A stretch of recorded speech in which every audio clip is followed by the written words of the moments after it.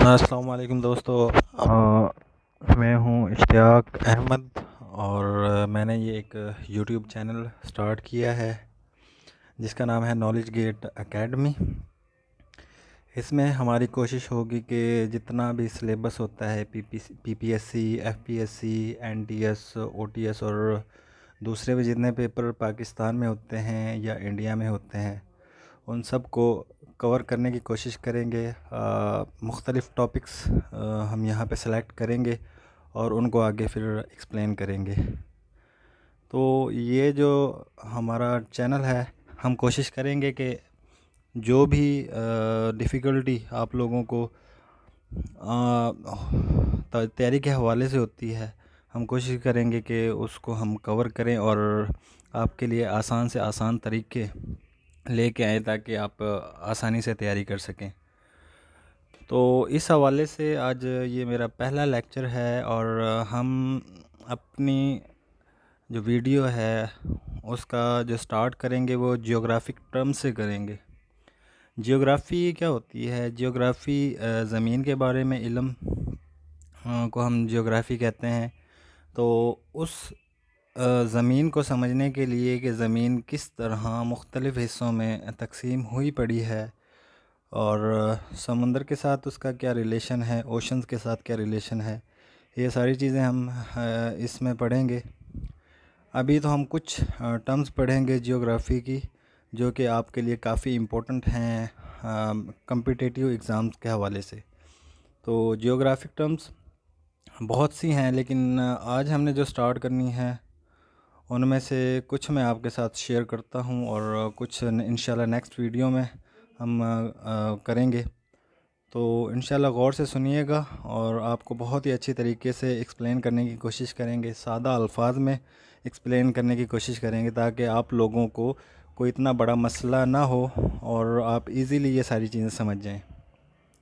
तो बस एक छोटी सी रिक्वेस्ट है आप लोगों से कि इस चैनल को, नॉलेज गेट एकेडमी को, आप सब्सक्राइब करें और बेल आइकॉन के बटन को भी दबाएं और दूसरे लोगों के साथ भी शेयर करें ताकि जो हमारी बेसिक्स जिनमें हम कमज़ोर हैं वो यहाँ पे क्लियर हो सकें।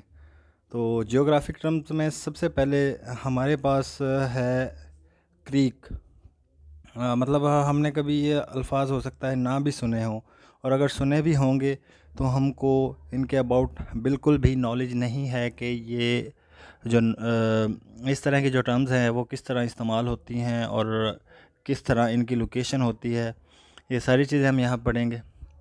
तो क्रीक एक रिवर की तरह होती है, जिस तरह एक दरिया होता है उस तरह की ही होती है लेकिन इसकी लेंथ इतनी ज़्यादा नहीं होती और ये ज़मीन के अंदर थोड़ी सी मतलब पानी की पेनिट्रेशन या पानी थोड़ा सा धंसा होता है, तो उसको हम क्रीक कहते हैं।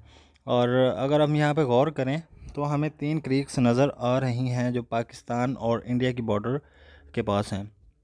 सबसे पहले सबसे अहम जो क्रीक है वो है सर क्रीक। सर क्रीक ये एक क्रीक है पाकिस्तान और इंडिया की बॉर्डर के दरमियान।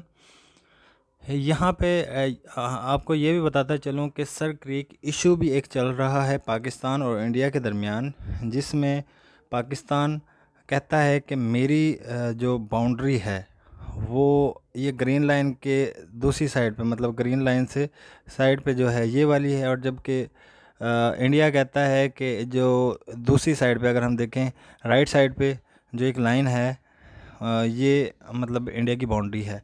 इस तरह करके ये इशू भी है पाकिस्तान के दरमियान, मतलब बॉर्डर इशू है, ये भी आपने याद रखना है। और इसी तरह आप देखें एक और क्रीक है कोरी क्रीक। कोरी क्रीक जो है ये इंडिया में मौजूद है और रन ऑफ कच्छ के इलाके में ये मौजूद है। इसी तरह एक और सिंध के इलाके में क्रीक आपके सामने है। ये क्या है कि पानी थोड़ा सा पेनिट्रेट कर रहा है लैंड एरिया को, यानी कि लैंड मास जो है उसके अंदर थोड़ा सा पानी धंसा हुआ है। तो बाकी ये जो नीचे है ये है अरेबियन ओशन। ये भी आपने याद रखना है कि पाकिस्तान और इंडिया की बॉर्डर के नीचे, पाकिस्तान के बिल्कुल नीचे जो साउथ में जो इलाका है वो है अरेबियन ओशन। तो creek is just like a river but not so much long like river. तो मतलब रिवर की तरह इतनी लंबी नहीं होती, लेकिन ये रिवर की तरह नज़र आती है। और ये सिर्फ क्या होती है, पानी की पेनिट्रेशन लैंड मास एरिया में। तो बस ये याद रखना है। और उसके अलावा अगर हम दूसरी एक और टर्म है हमारे पास, गल्फ़। आम अल्फाज में हम कह सकते हैं कि a large inlet of water in the land mass bigger than creek. मतलब अगर क्रीक को थोड़ा सा हम बड़ा कर दें, थोड़ा सा हम उसे बड़ा कर दें, तो क्या होता है कि वो गल्फ़ बन जाती है। और इसमें हम कह सकते हैं कि पानी की पेनिट्रेशन ज़मीन के अंदर थोड़े से ज़्यादा एरिया पे होगी, तो हम उसे गल्फ़ कह देंगे। तो मैंने नीचे दो पिक्चर्स भी साथ अटैच की हैं। सबसे बड़ी जो गल्फ़ है दुनिया की वो है गल्फ़ ऑफ मैक्सिको, जो कि यूनाइटेड स्टेट्स ऑफ अमेरिका के बिल्कुल साउथ में और उसके अलावा मैक्सिको के ईस्ट में मौजूद है। तो ये गल्फ़ ऑफ मैक्सिको आप देख सकते हैं, ये क्योंकि तस्वीर थोड़ी सी बड़ी है इस वजह से थोड़ी सी ज़्यादा बड़ी नज़र आ रही है, लेकिन इसकी मतलब ये थोड़ी सी क्रीक से बड़ी होती है। इसी तरह दूसरी तरफ देखें, gulf of Eden. Gulf of Eden Yemen और सोमालिया के दरमियान मौजूद है, और ये भी एक गल्फ़ है। आप देख सकते हैं कि उस शक्ल से हमें पता चल रहा है कि ये भी पानी की पेनिट्रेशन है, पानी थोड़ा सा ज़मीन के अंदर धंसा हुआ है, तो इसे हम क्या कहते हैं, गल्फ़। और ये क्रीक से थोड़ी सी बड़ी होती है। ये आप लोगों ने थोड़ा सा याद रखना है। और अगर साथ साथ आप इन पिक्चर्स को ड्रा करेंगे तो मैं ये बात 100% श्योरिटी से कहता हूँ कि आप ये चीज़ें नहीं भूलेंगे। और साथ ही इसकी डेफिनेशन इतनी ज़्यादा टफ़ नहीं है, बिल्कुल ही इजी डेफिनेशन आप लोगों के सामने है, तो ये थोड़ी सी याद रखनी है। और gulf of Mexico Atlantic ocean में है, और ये भी आप थोड़ा सा मतलब ऐड कर लें। इसी तरह जो अगली हमारे पास जियोग्राफिकल टर्म है वो है बे। बे के बारे में हम कह सकते हैं कि बे, अगर हम थोड़ी सी अगर गल्फ़ बड़ी कर दी जाए तो वो बे बन जाती है। मतलब पानी की जो पेनिट्रेशन गल्फ़ की निस्बत बे में ज़्यादा होती है और ज़्यादा एरिया पे होती है। तो आप ये देखें नीचे, अभी हम आपको मतलब दो आपको पिक्चर्स बनाई हुई हैं हमने, एक बे ऑफ बंगाल और दूसरी साइड पे है बे ऑफ बिसाके। बे ऑफ बंगाल बांग्लादेश के नीचे और इंडिया के ईस्ट में मौजूद है, और जबकि बर्मा म्यांमार के साथ भी ये अटैच है। इसकी जो हमारे सामने जो शक्ल है वो ये बता रही है कि इसका जो एरिया है गल्फ़ से ज़्यादा है, इसी वजह से इसे बे कहते हैं। और दूसरी साइड पे ये भी काफ़ी इम्पोर्टेंट बे है, और ये बे जो है ये फ्रांस और स्पेन के दरमियान है। ये बे ऑफ बिसाके अटलांटिक ओशन में मौजूद है ये। तो ये दोनों हमारे पास मिसाल हैं बे की। A inlet of water into the land mass area larger than gulf. मतलब अगर गल्फ़ से बड़ी हो जाए, मतलब पानी की पेनिट्रेशन थोड़ी सी गल्फ़ से ज़्यादा हो जाए, तो हम कहेंगे कि वो बे है। तो ये उसके अलावा अगला जो हमारे पास है बाइट, और ये भी बड़ी इम्पोर्टेंट है। A inlet of water into the land mass but larger than bay. अब इसमें देखें कि पानी की पेनिट्रेशन बहुत ही बड़े एरिए पे है, तो हम इसे कहेंगे बाइट। और पूरी दुनिया में सिर्फ एक ही बाइट मौजूद है, और वो है ग्रेट ऑस्ट्रेलियन बाइट। ऑस्ट्रेलिया जो कॉन्टिनेंट है उसकी साउथ वाले हिस्से में ये ग्रेट ऑस्ट्रेलियन बाइट मौजूद है, और इंडियन ओशन में मौजूद है ये। आपको पिक्चर्स में भी ये नज़र आ रहा होगा कि बाइट किस तरह की नज़र आती है। इसका एरिया बहुत ही ज़्यादा होता है और बे से काफ़ी ज़्यादा होता है, इसी वजह से इसको हम बाइट कहते हैं। तो ये बहुत ही कॉन्सेप्चुअल चीज़ें हैं, लेकिन आपको सिर्फ इनकी पिक्चर ड्रा करनी होगी, और आप इंशाल्लाह इजीली ये चीज़ें समझ जाएंगे। तो अब जो अगले हमारे पास टर्म है वो काफ़ी इम्पोर्टेंट है, और बहुत से लोग इसके बारे में जानते भी हैं, और कुछ लोग नहीं जानते, तो इसी वजह से मैं यहाँ पे इसको थोड़ा सा एक्सप्लेन कर देता हूँ ताकि आप लोगों के लिए इजी हो जाए। तो पेनिनसुला पेनिनसुला एक ऐसा लैंड एरिया होता है जिसके तीन तरफ पानी हो और एक साइड पे लैंड हो।